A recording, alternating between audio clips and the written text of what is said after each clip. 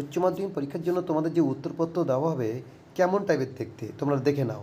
ঠিক এরকমই দেখতে। এবং এখানে তোমাদের দেখো যে কটা লুটশিট নেবে এখানে লিখবে, এই ঘরটাতে লিখবে।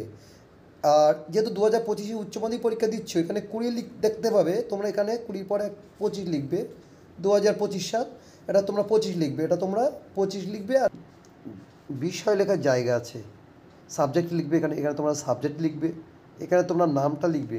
অ্যাডমিট কার্ডে যেভাবে নামটা আছে সেইভাবে নামটা লিখবে। ক্যাপিটাল লেটারে লিখলে সব থেকে ভালো হয়। এই যে রোলটা লিখবে এবং এখানে নাম্বারটা লিখবে, তাহলে এখানে রোল লিখবে আর এখানে নাম্বারটা লিখবে। এবং তোমাদের দেখবে রেজিস্ট্রেশন সার্টিফিকেট দেওয়া আছে এবং সেই রেজিস্ট্রেশন সার্টিফিকেটের যে নাম্বারটা আছে এই নাম্বারটা এখানে পুট করবে।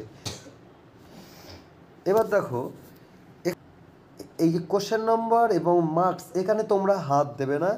তোমরা যেভাবে নম্বর পাবে সেই নম্বরগুলো তোমাদের দাগ নম্বর অনুযায়ী এখানে এখানে বসানো হবে, তাই এখানে তোমরা কোনো টাচ করবে না। এবার তারপরে দেখো একদম শেষে এখানে তোমরা হাত দেবে না।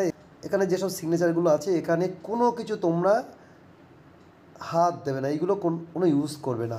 জাস্ট তোমরা কী করবে, তোমরা এখানে জাস্ট সাবজেক্ট, নাম, রোল নম্বর, রেজিস্ট্রেশন নাম্বারটা লিখবে। আর তোমাদের দেখবে কোশ্চেনে একটা নম্বর দেওয়া থাকবে, সেই নম্বরটা কিন্তু এই সাবজেক্ট যেখানে আছে সাবজেক্টের পরে ব্র্যাকেট দিয়ে সেই নম্বরটা লিখবে। কোশ্চেনে দেখবে নম্বর আছে, সেই নম্বরটা এখানে লিখবে। তোমাদের কিছু এমসিকিউ প্রশ্নের উত্তর করতে হয়, সেই এমসিকিউ প্রশ্ন কোথায় করবে, ঠিক এরকম ছক দেওয়া থাকবে।